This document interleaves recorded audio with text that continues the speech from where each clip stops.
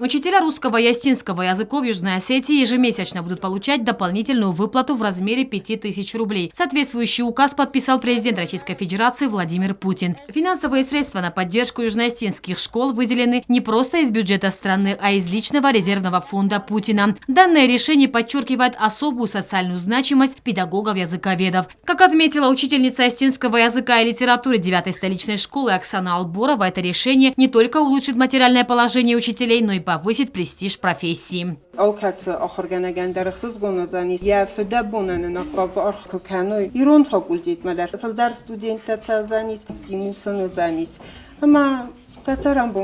Развитию осетинского языка, как отметила Алборова, в последние годы со стороны руководства страны уделяется пристальное внимание. Вдвойне приятно, что учителей родного языка поддержал сам Владимир Путин. Валдайдар товараси президент нам ахам стуркустарт кай раздахта ама кайрахицанкотта иронвзаджа ахорганджатан хцай фараста. Учительница русского языка и литературы с 40-летним стажем Этери Тулоева отметила, что впервые за долгую преподавательскую деятельность она получит такую существенную надбавку к зарплате со стороны государства. Я очень рада, что нам уделили такое внимание, что выделили еще по 5000 на преподавателей русского языка и литературы. И ежемесячно к нашей зарплате прибавится еще по 5000. Мы и так делаем все, что от нас зависит, все, что требуется, чтобы наши дети хорошо владели русским языком. Но все равно приятно, что вот это для нас организовали. И спасибо большое тем, кто о нас вспомнил и кто о нас так заботится. Первые выплаты будут осуществлены в ближайшее время. Полноценное финансирование ожидается с января 2026 года.